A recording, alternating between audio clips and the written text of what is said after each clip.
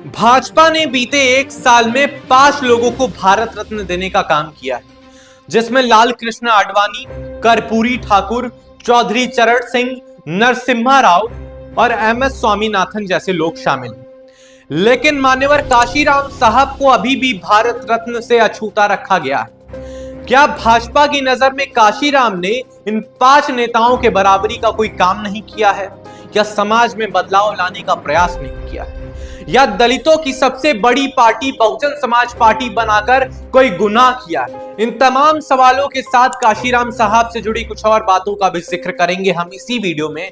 फिर आप बताइएगा, क्या काशीराम साहब को भारत रत्न मिलना चाहिए या नहीं? 1956 में आगरा की एक सभा में काशीराम ने कहा था कि मुझे मेरे समाज के पढ़े लिखे लोगों ने धोखा दिया, जिनका काम था बाबा साहब की विचारधारा को जन जन तक पहुंचाना।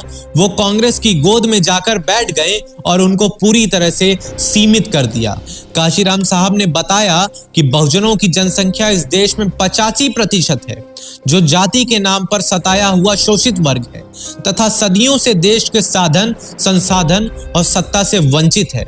वहीं दूसरी तरफ कुछ मनुवादी हैं जो इस देश की जनसंख्या का मात्र 15% हैं और देश के 100% साधन, संसाधन और सत्ता पर काबिज हैं।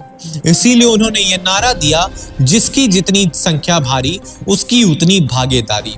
इसी के साथ तिलक तराजू और तलवार, इनको मारो जूते चार, ये भी नारा काशीराम ने ही दिया था। काशीराम साहब ना ही विदेश में पढ़े थे, ना ही वो बहुत बड़े बुद्धिजीवी थे, ना ही वो कुशल वक्ता थे, परंतु वे एक अपार दूरदृष्टि वाले संगठन करता था। मान्यवर काशीराम ने बाम सेव का गठन किया, जो पे बैक टू सोसाइटी यानी समाज का कर्ज उतारने के लिए बना था।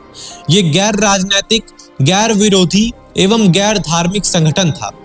लेकिन इस संगठन से मान्यवर काशीराम संपूर्ण रूप से समाज के दुख एवं दर्द को दूर नहीं कर सकते थे।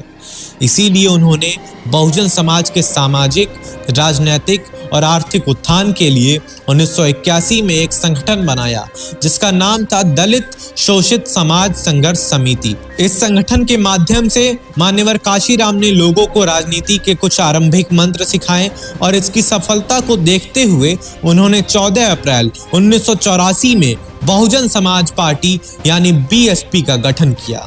उन्होंने अपनी जनता को वोट हमारा, राज तुम्हारा, नहीं चलेगा नहीं चलेगा का नारा देकर अपने वोट का, अपने हक का इस्तेमाल करना सिखाया। फिर क्या था, सत्ता के दहलीज पर उन्होंने पहली बार 1993 में दस्तक दी और फिर 1995 में एक दलित महिला को भारत की जनसंख्या के आधार पर सबसे बड़े राज्य की मुख्यमंत्री बनाकर भारतीय राजनीति में ही नहीं बल्कि पूरे विश्व की राजनीति में अजूबा कर दिया। तत्कालीन भारत सरकार ने 1990 में बाबा साहब को भारत रत्न से नवाजा। संसद परिसर में बाबा साहब की विशाल प्रतिमा लगाई गई। 9 अक्टूबर 2006 को इस दुनिया से विदा लेने से पहले मान्यवर काशीराम ने 3 बार उत्तर प्रदेश में बहुजनों की बहन मायावती को 3 बार मुख्यमंत्री तथा अपनी सरकार बनवाई।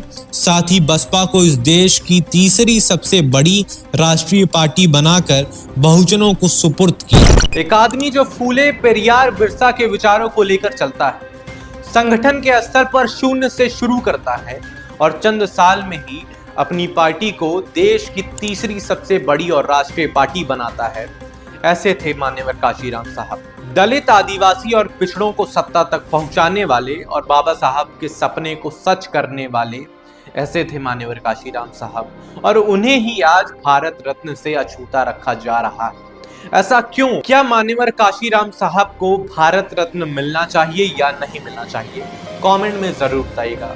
बहुत बहुत शुक्रिया। मेरा नाम है अर्नब। इस वीडियो को ज्यादा से ज्यादा शेयर जरूर करिएगा।